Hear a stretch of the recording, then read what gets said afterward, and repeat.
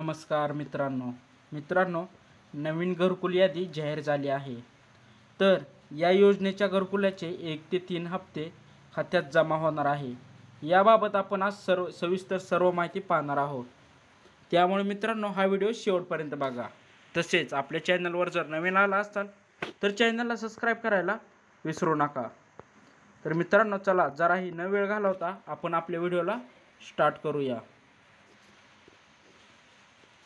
मित्रांनो, राज्यातील नवीन घरकुल योजनेची वाट पाहणाऱ्या आणि पहिल्या दुसऱ्या हप्त्याची वितरणासाठी प्रतीक्षेत असलेल्या लाभार्थ्यांसाठी एक महत्त्वाची आणि दिलासादायक बातमी आहे.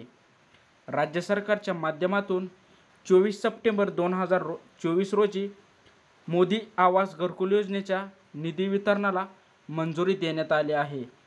यासोबतच विमुक्त जाती आणि भटक्या जमातींसाठी राबवल्या जाणाऱ्या यशवंतराव चव्हाण मुक्त वसाहत योजनेअंतर्गत काही जिल्ह्यात नवीन घरकुल योजनांना देखील मंजुरी मिळालेली आहे.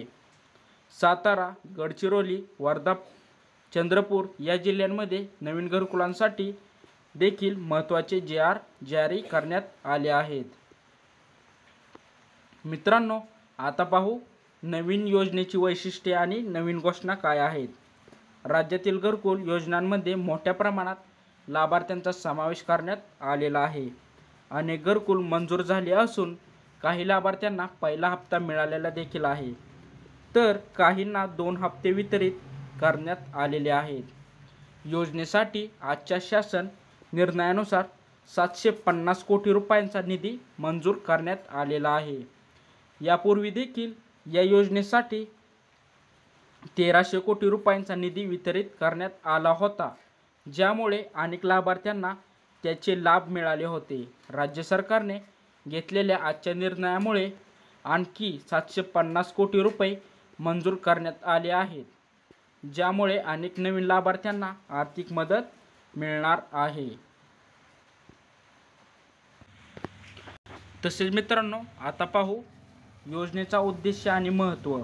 घरकुल योजना ही राज्यातील गोरगरीब आणि निम्नवर्गीय जनतेला आर्थिकदृष्ट्या स्थिर करण्यासाठी महत्त्वाची ठरली आहे.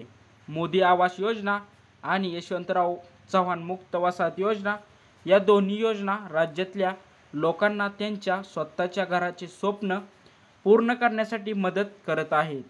या योजनेच्या माध्यमातून घरकुल मंजूर होऊन पहिला आणि दुसरा हप्ता लाभार्थ्यांना दिला जातो, ज्यामुळे त्यांना त्यांच्या घराच्या बांधकामाचे आर्थिक सहाय्य मिळते. विशेष ग्रामीण भागातील जनतेला या योजनेचा खूप मोठा फायदा होतो. अशा योजना शासनाच्या प्रयत्नांमुळे जनतेपर्यंत पोहोचत आहेत, ज्यामुळे सामान्य माणसाचे जीवनमान सुधारण्याची संधी निर्माण होत आहे. आता मित्रांनो, पाहू योजनेची अंमलबजावणी आणि वितरण प्रक्रिया कशी आहे. या योजनेचे वितरण जिल्हास्तरीय शासन कार्यालयाच्या माध्यमातून होते. लाभार्थ्यांना योजनेचा लाभ मिळवण्यासाठी विविध दस्तऐवज सादर करावे लागतात. एकदा मंजुरी मिळाल्यावर संबंधित लाभार्थ्यांना घर बांधण्यासाठी टप्प्याटप्प्याने हप्त्याचे वितरण केले जाते. पहिला हप्ता प्राप्त झाल्यावर लाभार्थी घराचे बांधकाम सुरू करू शकतात आणि दुसरा हप्ता मिळाल्यावर काम पुन्हा सुरू ठेवू शकतात. प्रत्येक हप्ता लाभार्थ्यांना वेळेवर मिळावा यासाठी शासन प्रयत्नशील आहे. योजनेचे दूरगामी परिणाम. या योजनेच्या माध्यमातून अनेक कुटुंबाचे स्वतःचे घरे स्वप्न साकार होत आहे.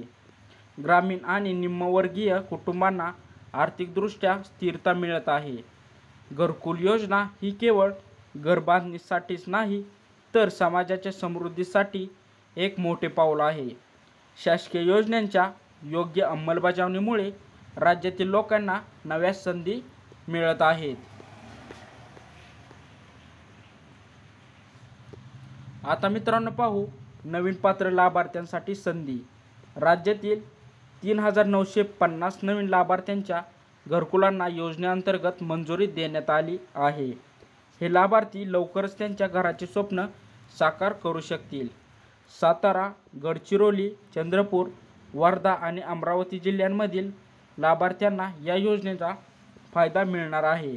त्यामुळे या योजनेच्या अंमलबजावणीत राज्य शासनाने महत्त्वपूर्ण पाऊल उचलले आहे.